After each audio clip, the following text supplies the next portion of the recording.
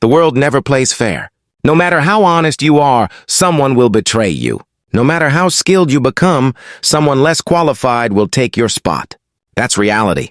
But those who understand this reality, they survive. And those who survive, they rule. This is a power you can't see, but everyone feels it. This is dark intelligence. Dark intelligence is born when people get betrayed, humiliated, and defeated. Others break down, but you build strength from that pain. It's the kind of intelligence that listens, watches, stays quiet, and strikes at the perfect moment. While others argue, you gather information. While they get angry, you calculate. While they drown in emotions, you plan the future. Most people play checkers. You're about to learn how to play chess. But before we dive deep, let me be crystal clear. This knowledge is for protection, not destruction. Use it to defend yourself, not to hurt innocent people. The goal is to understand the game, not to become the villain. Today, you'll discover the 8 psychological traits that separate survivors from victims, leaders from followers, winners from losers. Now, I want you to drop this affirmation in the comments. I choose to be strategically intelligent, not emotionally reactive. Now, let's unlock the secrets that powerful people don't want you to know. Number 1, calculated opacity. You're never completely clear about your intentions. You show only what's necessary. When people know half the story, they fill in the blanks with their imagination. And that imagination, it controls them. Machiavelli once said, "Everyone sees what you appear to be. Few experience what you really are." Think about the most intriguing people you know. They never tell you everything. They leave gaps in their stories. They answer questions with questions. They smile when you expect them to explain. This isn't about lying. This is about strategic communication. Here's what happens in most conversations. Someone asks you a question and you feel obligated to give them a complete answer. You explain your motivations, your fears, your plans. You think you're being honest and building trust, but you're actually giving away your power.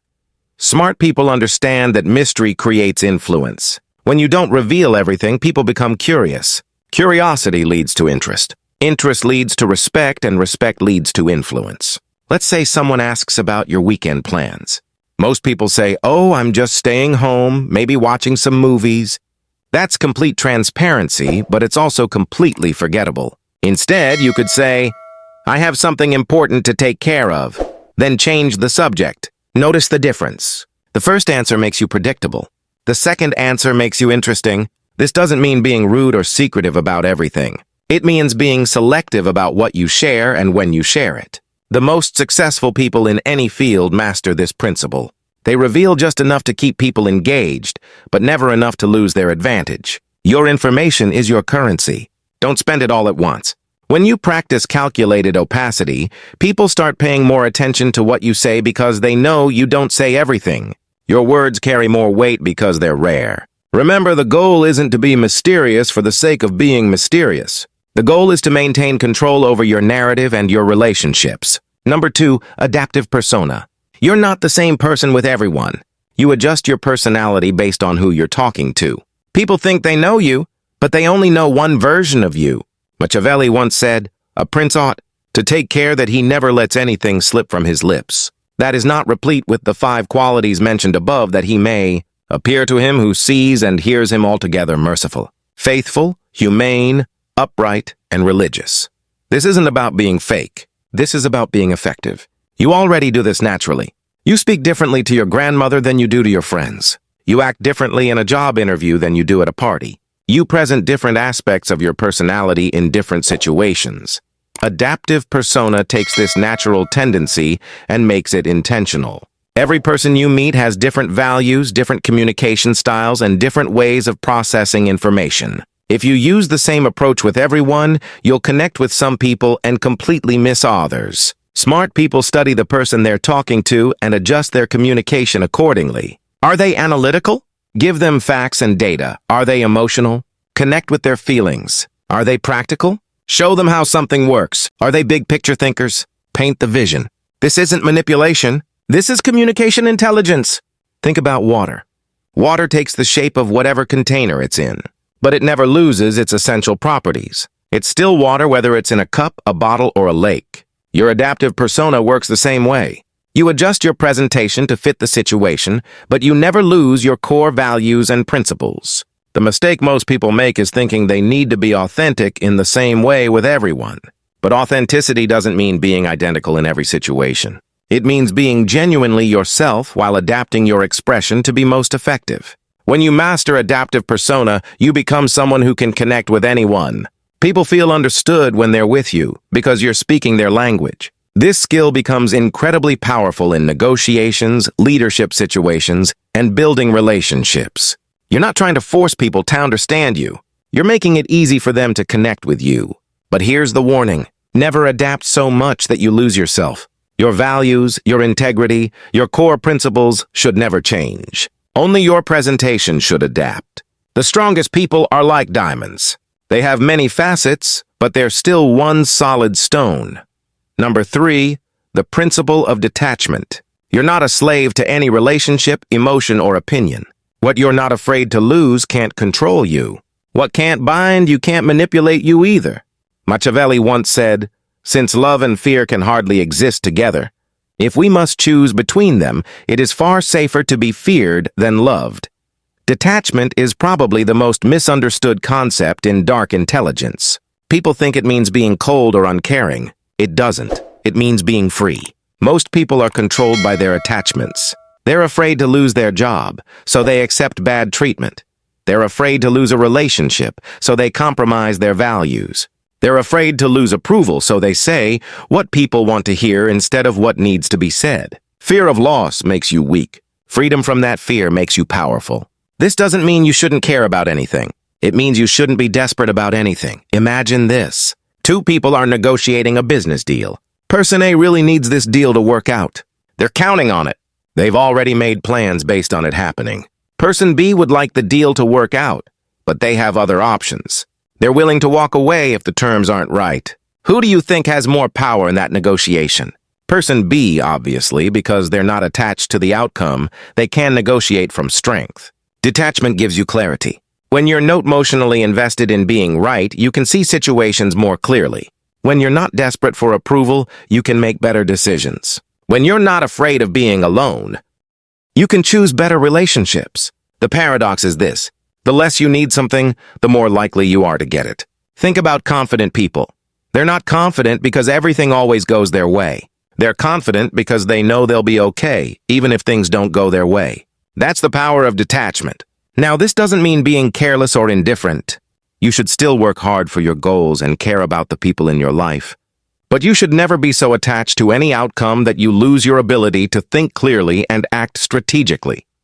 Detachment also protects you from manipulation. When someone tries to threaten you with taking away something you're not afraid to lose, their threat has no power. The most dangerous person in any room is the one who has nothing to lose. But the most powerful person in any room is the one who has everything to gain and nothing to fear. Practice this gradually. Start with small things. Don't be so attached to winning every argument. Don't be so attached to being liked by everyone. Don't be so attached to your plans working out exactly as you imagined. As you develop this skill, you'll notice something interesting. People start treating you with more respect. They sense that you can't be easily controlled and that commands respect. Remember, detachment isn't about not caring. It's about caring without being controlled by that care. Number 4, silent leverage. You don't apply pressure directly, you wait.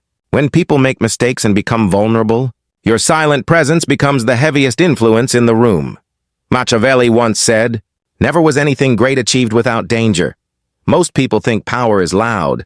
They think it's about raising your voice, making demands, and forcing your will on others. That's amateur hour. Real power whispers. Silent leverage is the art of creating influence without saying a word. It's about positioning yourself so that your mere presence changes the dynamic of any situation. Here's how it works. Instead of telling people what to do, you create situations where they naturally want to do what benefits you. Instead of demanding respect, you make yourself indispensable. Instead of fighting for power, you make people give it to you willingly. Let's break this down with practical examples. In conversations, silent leverage means knowing when to pause. Most people are uncomfortable with silence, so they fill it with words. Often those words reveal more than they intended to share. When you're comfortable with silence, you control the rhythm of the conversation. Next time someone asks you a difficult question, don't answer immediately. Pause. Look at them thoughtfully. Let the silence stretch for a few seconds, then give your answer. Watch how it changes the weight of your response. In negotiations, silent leverage means having alternatives that you don't need to mention. When the other person knows you have options, they negotiate differently. You don't have to threaten to walk away. Your willingness to walk away is enough. In relationships, silent leverage means being the person who adds value without asking for recognition. When you consistently make other people's lives better, they naturally want to keep you around. You don't have to demand loyalty. You earn it through your actions. In professional settings, silent leverage means becoming the person everyone comes to for solutions. You don't announce that you're the problem solver. You just solve problems consistently until everyone knows they can count on you. The key to silent leverage is patience. You're not looking for immediate results. You're building long-term influence. Most people want instant gratification. They want to see immediate results from their efforts. But silent leverage works differently. You plant seeds and wait for them to grow. You make investments and wait for them to pay dividends. This requires a different mindset. You have to be comfortable with delayed gratification. You have to trust that your consistent actions will eventually create the influence you're seeking. What happens when you master silent leverage? People start coming to you for advice without you offering it. They start seeking your approval without you demanding it. They start following your lead without you asking them to. You become the quiet force that shapes outcomes without anyone realizing it's happening. But there's an important ethical consideration here. Silent leverage should never be used to manipulate people into doing things that harm them. The goal is to create win-win situations where everyone benefits. The most ethical use of silent leverage is to influence people toward better decisions for themselves and others. You're not tricking them. You're guiding them toward outcomes that serve everyone's best interests. Remember, silent leverage is not passive. You're still taking action. You're still making moves. You're just doing it quietly and strategically instead of loudly and obviously. Number 5, psychological echo. You reflect people's deepest needs and fears back to them. They think you're speaking their language, but actually you're gaining understanding and influence. Machiavelli once said, "Men judge generally more by the eye than by the hand. For everyone can see and few can feel. Everyone sees what you appear to be. Few really know what you are." Psychological echo is about becoming a mirror that reflects back what people need to see and hear. This isn't about deception. It's about deep understanding and strategic communication. People don't buy products, services, or ideas. They buy solutions to their problems and fulfillment of their desires. When you can identify and reflect back their real needs, you become incredibly valuable to them. Most people are terrible at this because they're too focused on what they want to say instead of what the other person needs to hear. Let me explain how psychological echo works in practice. First, you have to become a student of human nature. You need to understand that everyone you meet is carrying invisible burdens, secret desires, and unspoken fears. Your job is to listen for clues about what those might be. When someone talks about their work, they're not just sharing information. They're revealing how they see themselves, what they value, and what they're worried about. When someone talks about their relationships, they're showing you their emotional patterns and their deepest needs. Most people listen to respond. You need to listen to understand. Here's a practical framework. Every person you meet is asking 3 silent questions. Do you see me? Do you understand me? Do you value me? When you can answer yes to all 3 of those questions through your words and actions, you create a powerful connection. The psychological echo technique involves reflecting back not just what people say, but what they mean. You listen for the emotion behind the words, the need behind the complaint, the fear behind the anger. For example, if someone says, "I hate my job," most people might respond with advice about finding a new job. But if you listen deeper, you might hear that they actually feel unappreciated, unchallenged, or uncertain about their future.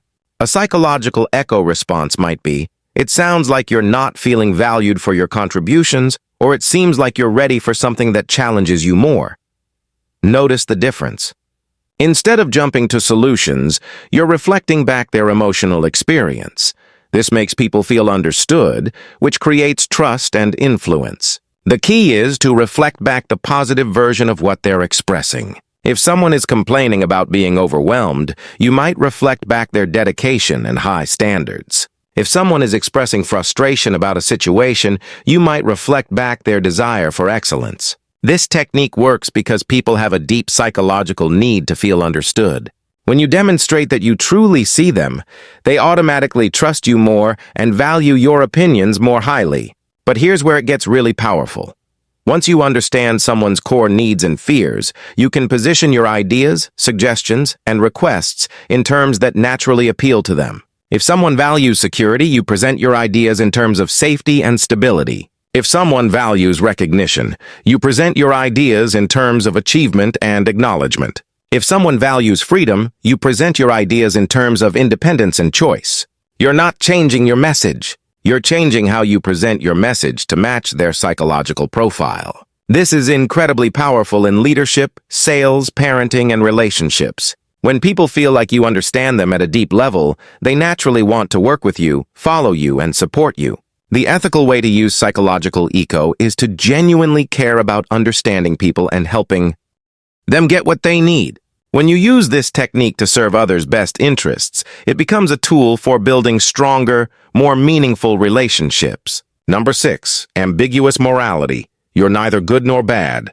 You just get things done. Real power doesn't always come in black and white. Sometimes it lives in the gray areas. Machiavelli once said, "Since it is difficult to join them together, it is safer to be feared than to be loved when one of the two must be lacking."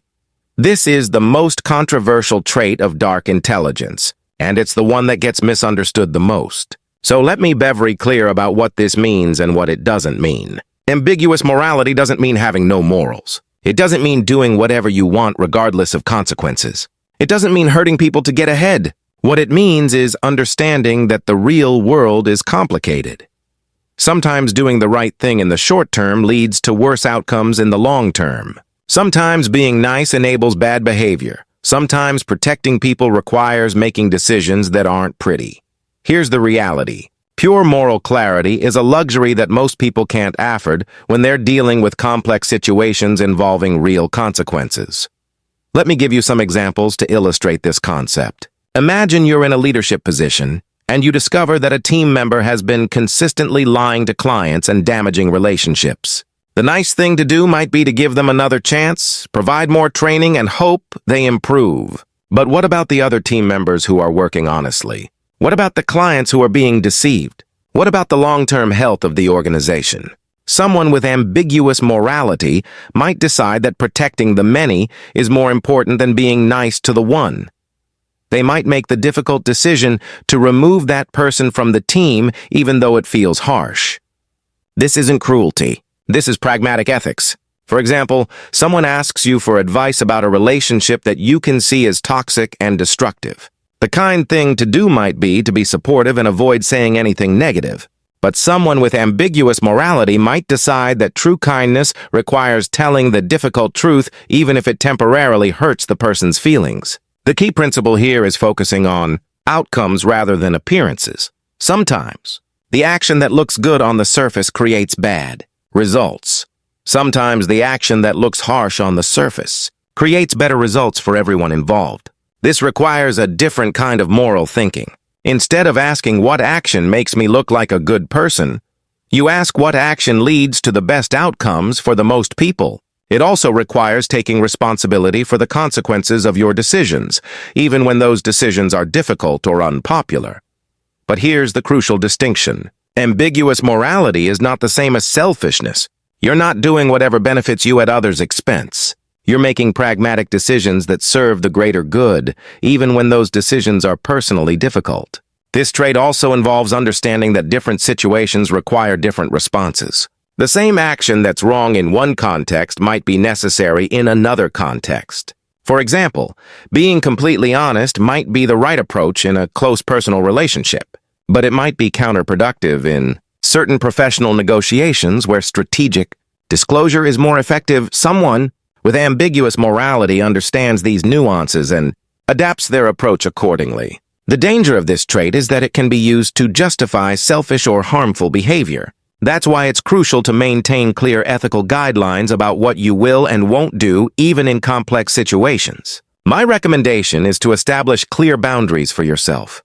What are your non-negotiable values? What lines will you never cross? What outcomes are you willing to accept responsibility for?